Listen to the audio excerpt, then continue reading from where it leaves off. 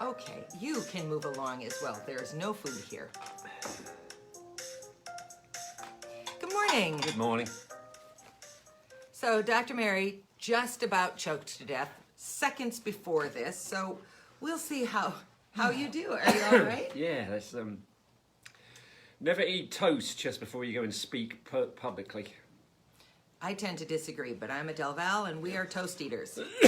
So, it's Inspired Wednesday, and we're taking this from a email that I got yesterday from a woman named Tara McMullen, who's a business coach. I get emails from her. And I'm just going to read it to you because I think it pertains to what we want to talk about. Think about the last time you felt stuck. Keep going. Maybe you were stuck on a decision about how to price an offer or how to set up a piece of software. Maybe you were fixating on a marketing problem that seemed to have no answer or client issue that was going nowhere fast. Maybe you were stumped by how to properly compensate the folks that work with you or how to structure your schedule differently so that you can find greater windows for focus. Running and growing a business generates plenty of these moments. And in these moments, it's common to think that your problem is so oddly specific that even the most sophisticated Google search can't produce an answer. It's common to feel like no one you know has ever dealt with a decision quite like this. But what I've seen over and over again is that these baffling, frustrating, and even paralyzing moments can be relieved by something as simple as sharing it with others.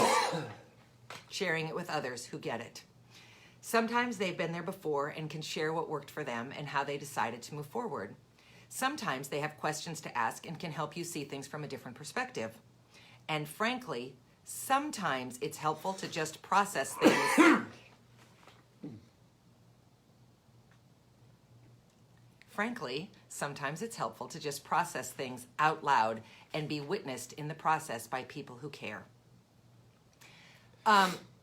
We had two conversations. I had two conversations. Maz had one yesterday. And they both centered around this idea of believing that what you are struggling with is singular. And they happen to both be recovering addicts. So we have talked a lot about this idea that part of the problem with Maz's addiction is that we isolated. Hardly anybody knew anything about it because we didn't talk about anything with anybody because there's so much shame and embarrassment and anger and hurt around addiction, and there is so much wide-held acceptance that drinking is totally fine. You know, we've talked a lot about sort of middle-class drinking and how acceptable it is to excessively drink as a middle-class person.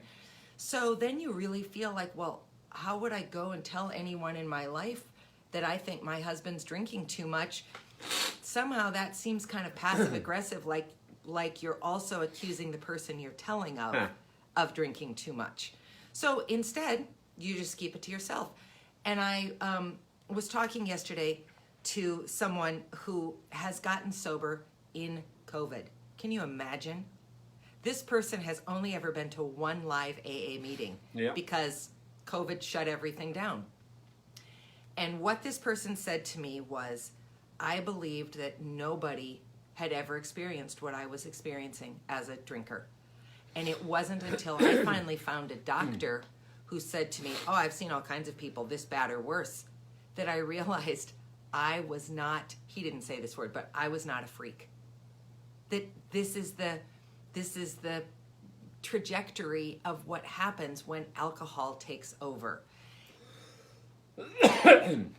Still working through the toast. I was sober 2 weeks and a day before I went into rehab. So I went in on my 47th birthday, and the day after my 47th birthday I had my first AA meeting. And it was the first time I said that my name was Maz and I'm an alcoholic. And there was about 70 people at this meeting, and to hear everyone else say that, it made me feel better. Yeah. Because all of a sudden I realized I'm not alone.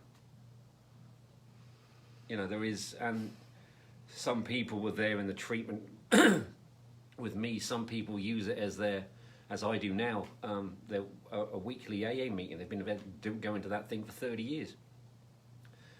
Meeting these people makes you feel less alone, and you have more hope for your future. Well, I think based on what you have said in the past is that you also just realize your experience is not singular. So all the things that you are sort of filled with self-loathing about as a drinker, you realize everybody who drinks excessively feels that.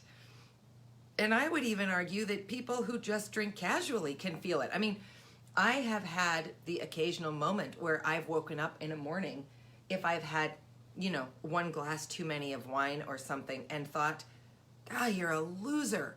Why would you have done that? And you know, sort of start that system. Well, that's happened to me like 3 times in my life. It's not a daily occurrence. And I've witnessed a couple of them, and you are kind of hard on yourself. It's very rare that happens, but it's, you know, sometimes it's just one of those things. It's a party. You did everything else right. You didn't drink and drive. You didn't do anything silly. You didn't take off your top and hang upside down from a tree. You know.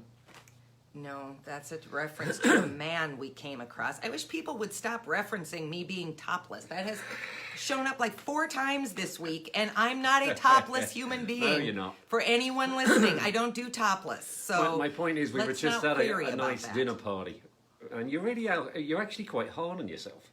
Well, I think actually what's happening there is, it's that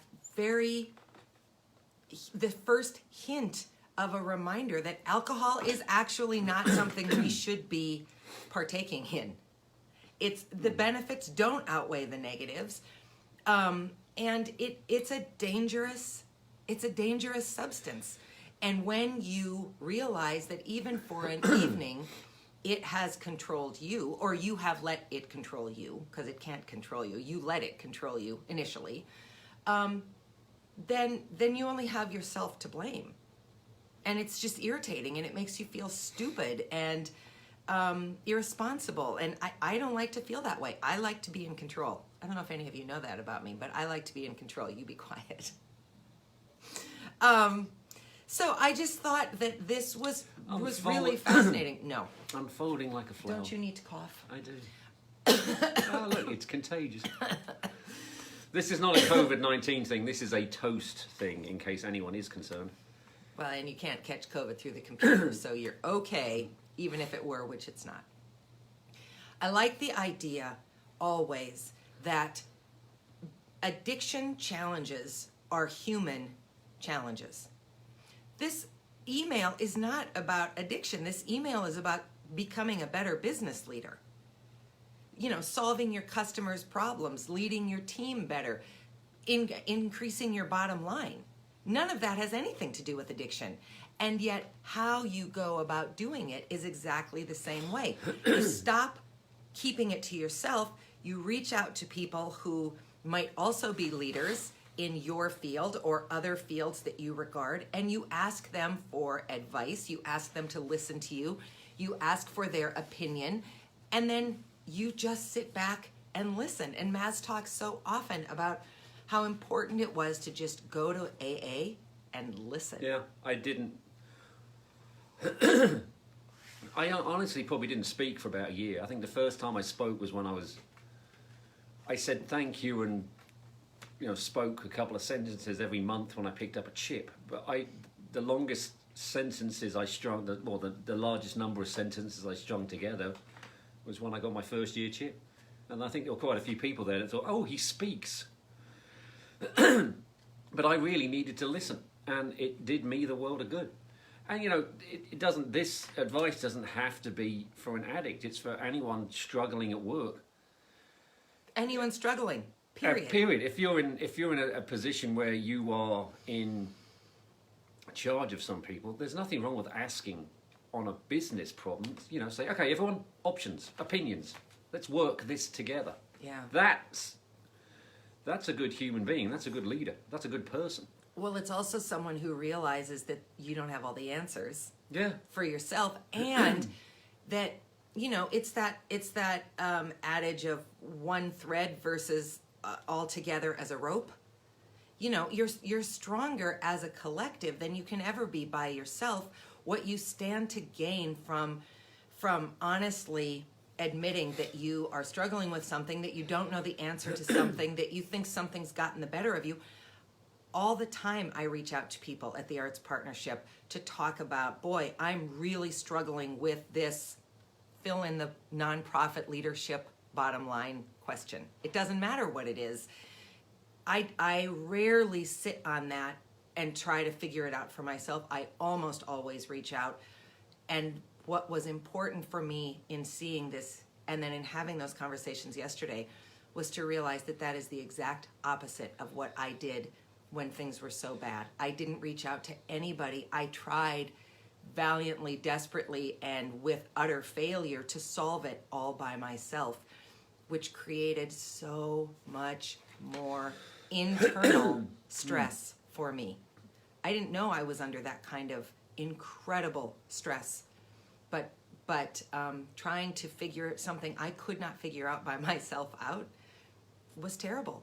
So, you know, if you've got a kid who is in high school and struggling with this social distancing education, remind them to reach out to people. If you're a leader, if you are struggling in your marriage, if you have an addiction issue, if money is keeping you up at night, it doesn't really matter what the problem is.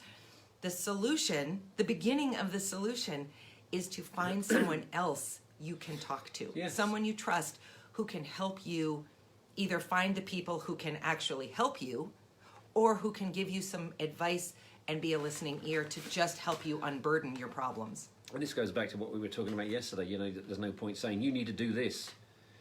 You need to give suggestions too. So it's all, but actually asking for advice and listening it's something that we should all pay attention to.